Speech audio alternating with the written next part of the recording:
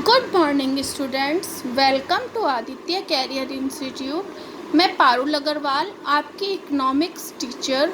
बेटा, last lecture हमारा Thursday को हुआ था। थर्सडे के बाद हमारी क्लास नहीं हुई है और उसके बाद मैंने सैटरडे को आप लोगों का टेस्ट लिया था, लेकिन कुछ ही बच्चों ने मुझे टेस्ट दिया है। बाकी सब लोगों ने, जिन्होंने टेस्ट नहीं दिया है, प्लीज़ टेस्ट करके मुझे सेंड करें। क्लियर। अब हम अपना टॉपिक कंटिन्यू करते हैं। हमारा चैप्टर चल रहा था चैप्टर 11, पूर्ण प्रतियोगिता बाजार। पूर्ण प्रतियोगिता बाजार में हमने पढ़ा बाजार किसे कहते हैं। बाजार का मीनिंग क्या होता है? एक स्थान विशेष से होता है जहाँ पर बहुत सारे क्रेता विक्रेता इकट्ठे होकर वस्तुओं का लेन देन करते हैं। लेकिन आजकल बाजार का जो क्षेत्र है वो किसी स्थान विशेष से नहीं रह गया है, बल्कि इसका क्षेत्र बहुत बड़ा हो गया है, क्योंकि आजकल ऑनलाइन शॉपिंग भी होती है, हमारा ई-कॉमर्स वगैरह चीज़ें भी आ गई हैं। तो इस चक्कर में जहाँ पर क्रेता विक्रेता प्रत्यक्ष या परोक्ष रूप से व्यवहार करते हैं, उसे हम क्या कहते हैं? बाजार कहते हैं। बाजार के प्रकार। बाजार को हमने 5 भागों में बांटा था।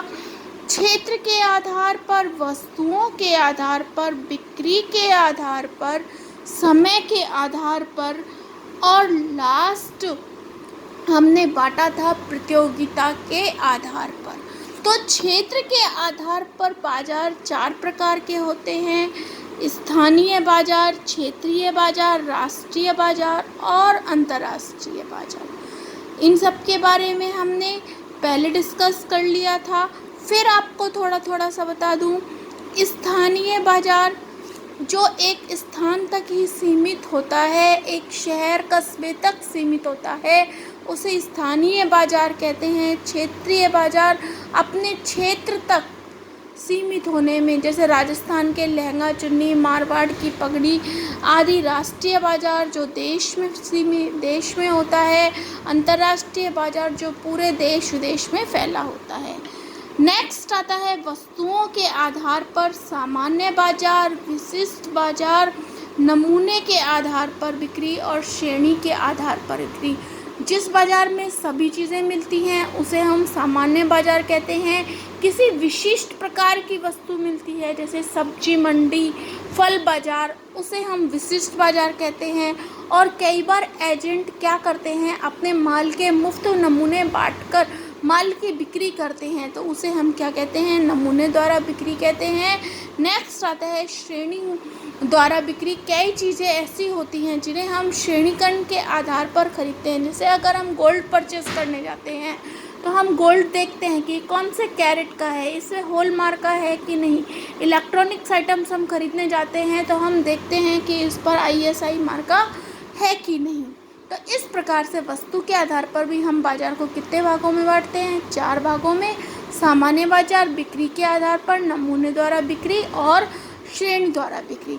नेक्स्ट आता है हमारा बिक्री के आधार पर बाजार। बिक्री के आधार पर हमारा बाजार 2 प्रकार का होता है: थोक बाजार और फुटकर बाजार। जो हमारे कॉलोनियों में छोटे छोटे किराना स्टोर होते हैं, जिनसे बहुत छोटे छोटे सामान हम खरीदते हैं, कम मात्रा में सामान खरीदते हैं, उन्हें हम क्या कहते हैं? फुटकर बाजार। और जहाँ से इकट्ठा सामान खरीदा जाता है, या हम कह लें कि जहाँ से फुटकर व्यापारी सामान खरीदते हैं, उसे हम क्या कहते हैं? थोक बाजार कहते हैं। तो क्लियर। क्षेत्र के आधार पर, वस्तुओं के आधार पर और बिक्री के आधार पर। आज हम नया स्टार्ट करेंगे, समय के आधार पर बाजार। समय के आधार पर भी बाजार को हम 4 भागों में बांटते हैं: अति अल्पकालीन बाजार, अल्पकालीन बाजार, दीर्घकालीन बाजार और अति दीर्घकालीन बाजार। अब बात आती है अति अल्पकालीन बाजार। अति अल्पकालीन, जैसे कि नाम से ही स्पष्ट हो जाता है कि जिसमें समय अवधि बहुत न्यून होती है, बहुत अल्प मात्रा में होती है, तो उसे हम क्या कहते हैं? अति अल्पकालीन कहते हैं। तो ऐसा बाजार जिसमें समय अवधि बहुत कम होती है, जिसके कारण वस्तु की पूर्ति में कोई परिवर्तन नहीं होता है। वस्तु की पूर्ति में कोई परिवर्तन नहीं होता है, सिर्फ कीमत के आधार पर वस्तु की मांग में परिवर्तन होता है। सिर्फ कीमत के आधार पर वस्तु की मांग में परिवर्तन होता है, तो उसे हम क्या कहते हैं? अति अल्पकालीन बाजार कहते हैं। अर्थात इस बाजार में जो हमारी पूर्ति होती है वो स्थिर रहती है, तो इसे हम क्या कहते हैं? अति अल्पकालीन बाजार कहते हैं।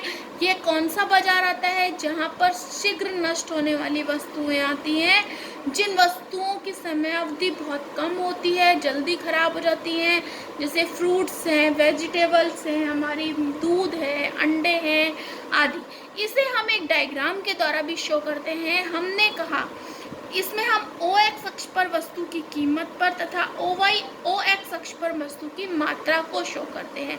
हमने कहा अति अल्पकालीन बाजार में वस्तु की पूर्ति स्थिर रहती है। तो देखिए ये जो SQ रेखा है ये वस्तु की पूर्ति रेखा है, ये स्थिर है, मीन्स ये क्या है? OY अक्ष के पैरेलल है। जब वस्तु की प्राइस OP होती है तो उसकी मांग क्या होती है? DD होती है, और साम्य बिंदु क्या होता है? हमारा E होता है। पूर्ति हमारी स्थिर है, प्राइस हमारी बढ़ जाती है। प्राइस जब हमारी बढ़ जाती है तो साम्य बिंदु क्या हो जाता है? बढ़कर E1 हो जाता है, और मांग हमारी बढ़कर क्या हो जाती है? D1 हो जाती है। मीन्स ये क्या होता है? डिमांड कर्व हमारा ऊपर की ओर खिसक जाता है। इसी प्रकार जब हमारी प्राइस कम हो जाती है, प्राइस डिक्रीज हो जाती है, तो हमारा जो साम्य बिंदु होता है वो क्या हो जाता है? E2 हो जाता है, और हमारी प्राइस जो मांग होती है वो कम होकर क्या हो जाती है? D2 हो जाती है। तो इस तरह से अति अल्पकालीन बाजार में वस्तु की पूर्ति स्थिर होने के कारण, OY अक्ष के पैरेलल होने के कारण वस्तु की मांग ही कीमत को प्रभावित करती है, या यूँ कह सकते हैं कि वस्तु की कीमत ही मांग को प्रभावित करती है। तो क्लियर? अति अल्पकालीन बाजार जिसमें बहुत कम समय अवधि होती है, समय अवधि के कम होने के कारण उसकी पूर्ति में कोई परिवर्तन नहीं होता है, बल्कि कीमत के अकॉर्डिंग मांग में ही परिवर्तन होता है, उसे हम क्या कहते हैं? अति अल्पकालीन बाजार। तो स्टूडेंट्स आज के लिए इतना ही। Okay, thank you.